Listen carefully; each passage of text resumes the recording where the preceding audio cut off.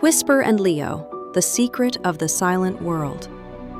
Once upon a quiet and gentle night, little Leo was sitting on his bed, listening to his favorite storybook. His room was dim. A soft nightlight glowed warmly, spreading a cozy light into every corner.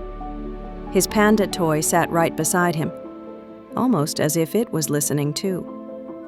Leo loved the sound of turning pages and the soft voices of story characters. But tonight, something felt different. The book suddenly trembled. Books never moved on their own, so Leo stared at the cover in surprise. The shaking grew stronger. A thin beam of light slipped out from between the pages, but this light wasn't coming from the book. It was coming from something inside it.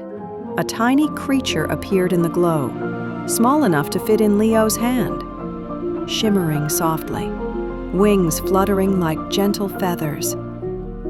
"Hello, Leo," said a tiny voice. "I'm Whisper, the keeper of story sounds." Leo hugged his panda, but he wasn't scared. Whisper's glow felt warm, almost like a hug. Whisper flew a small circle in the air. Stories are in trouble. Their sounds are fading, falling silent. To bring them back, I need someone who listens with their heart. Leo's eyes grew wide. He loved stories. He didn't want them to disappear. Whisper opened her small, glowing hand. Inside it floated a tiny sound orb, bright, warm, and shimmering. "This orb shows the path of lost sounds, but only you can touch it." Leo reached out. The moment his fingers touched the orb, a soft wind swirled through the room. Pages fluttered by themselves, turning faster and faster, and when the very last page opened, a glowing tunnel appeared. It wasn't the book anymore. It was the world inside the story. Whisper smiled.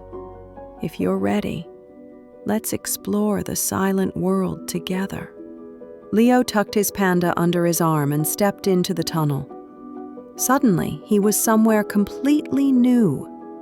Tall trees, birds soaring through the sky, a flowing river, but not a single sound. Everything was completely silent, as if the whole world was holding its breath.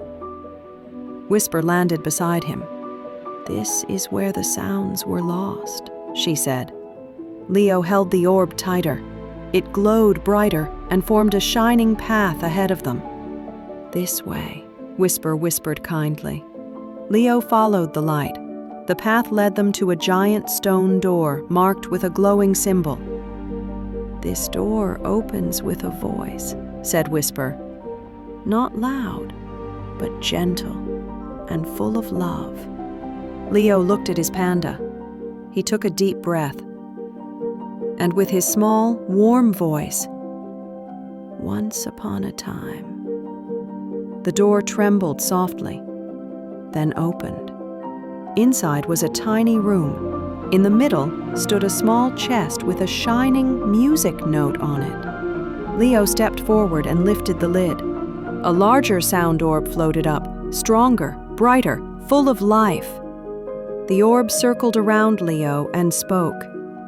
"Leo, you heard me. I'm back."